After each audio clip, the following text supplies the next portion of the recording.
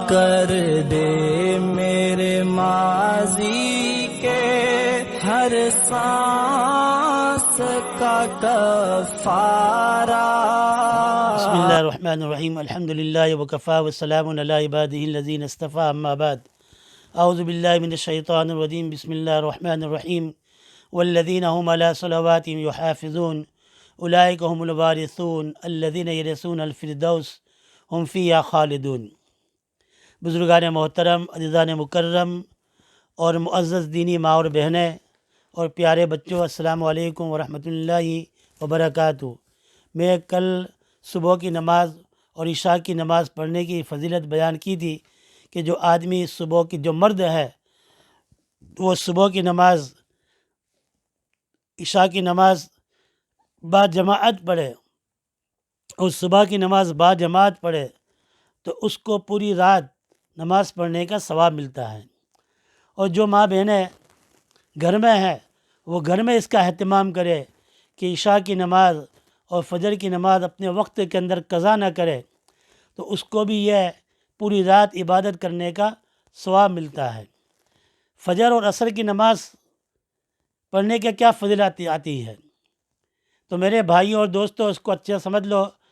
فجر اور عصر کی نماز ایسی نماز ہے جس میں فرشتوں کی ڈیوٹی بدلتی رہتی ہے۔ ان دو نمازوں میں جو دن کی ایک فرشتوں کی ڈیوٹی ہے، ایک فرشتوں کی رات کی ڈیوٹی ہے۔ جو لوگ دن میں جن کو ڈیوٹی لیتے ہیں وہ صبح کی نماز کے لیے دنیا میں آ جاتے ہیں، صبح کی نماز سے پہلے آ جاتے ہیں، اور نماز کے بعد جو رات والی ڈیوٹی والے فرشتے ہیں وہ انچارج ان کو چارج دے دیتے ہیں، اور صبح کی نماز پڑھ کر یہ فرشتے اوپر جاتے ہیں، اور پھر یہ رات کو پھر آئیں گے، لیکن ان کی جو ہے ڈیوٹی چین ہو جاتی ہے عصر کی نماز میں۔ پھر رات والے آئیں گے عصر کے اندر، کہ عصر کی نماز سے پہلے آ جاتے ہیں، اور جو صبح سے لے کر عصر تک جن کی ڈیوٹی ہے وہ چارج ان فرشتوں کو سونپ دیتے ہیں۔ تو گویا کہ فجر کی نماز اور عصر کی نماز یہ نماز ایسی ہے جس میں فرشتے کی دونوں جماعت شامل ہوتی ہے، دن والی ڈیوٹی والی بھی شامل ہوتی ہے اور رات والی بھی شامل ہوتی ہے فجر اور عصر کے اندر۔ اس کو اچھا سمجھ لیں۔ اگر یہ سمجھ میں آ گیا اور پھر یہ فرشتے آسمانوں پر جاتے ہیں، اللہ تو عالم الغیب والشہادہ ہے، سب کچھ جانتا ہے، پھر بھی اللہ تعالیٰ پوچھتا ان سے کہ تم نے جب دنیا سے آئے تو میرے بندوں کو، میری بندیوں کو کس حال میں چھوڑ کر آئے؟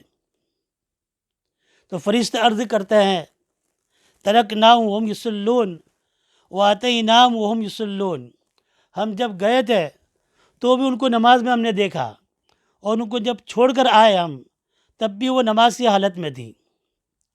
ابو ہریرہ رضی اللہ تعالیٰ عنہ فرماتے ہیں کہ قال رسول اللہ صلی اللہ علیہ وسلم یتعاقبون فیکم ملائکۃ باللیل وملائکۃ بالنہار ویجتمعون فی صلاة الفجر وصلاة العصر ثم یعرج الذین یاتوا فیکم فیسألهم ربهم وهو عالم بهم کیف ترکتم عبادی فیقولون ترکناہم وہم یصلون واتیناہم وہم یصلون۔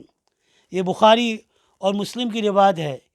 کس قدر خوش نصیب ہے وہ لوگ، وہ بندے کہ جو صبح کی نماز کا بھی اہتمام کرتے ہیں اور عصر کی نماز کا بھی اہتمام کرتے ہیں۔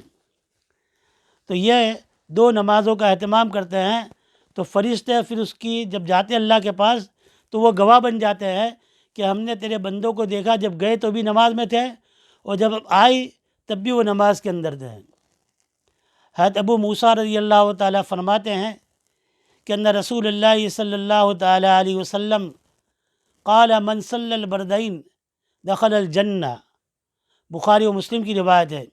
ابو موسیٰ رضی اللہ تعالیٰ فرماتے ہیں کہ رسول اللہ صلی اللہ تعالیٰ علیہ وسلم نے فرمایا کہ جو شخص دو ٹھنڈی نمازیں ادا کرے وہ جنت میں داخل ہوگا۔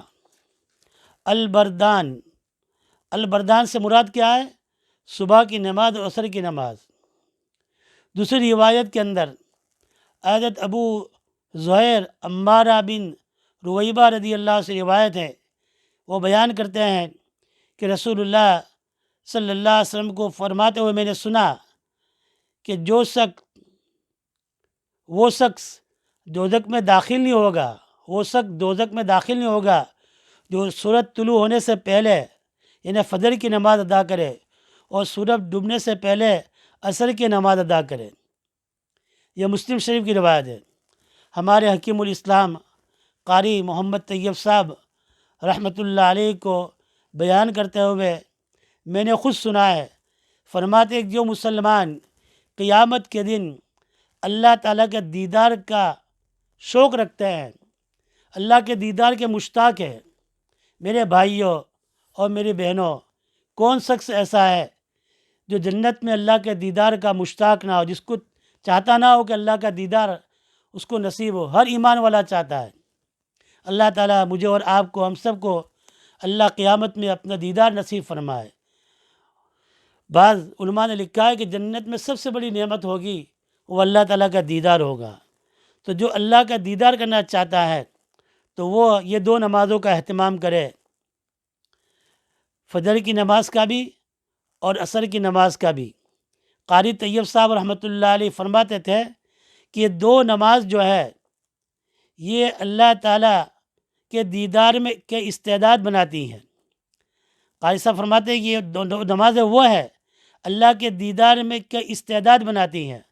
اللہ تعالیٰ ہم کو موت تک اس کا اہتمام کرنے کی توفیق نصیب فرمائے۔ اللہ تعالیٰ ہم کو زندگی بھر موت تک اپنے سامنے جھکنے کی اور نماز ادا کرنے کی توفیق عطا فرمائے۔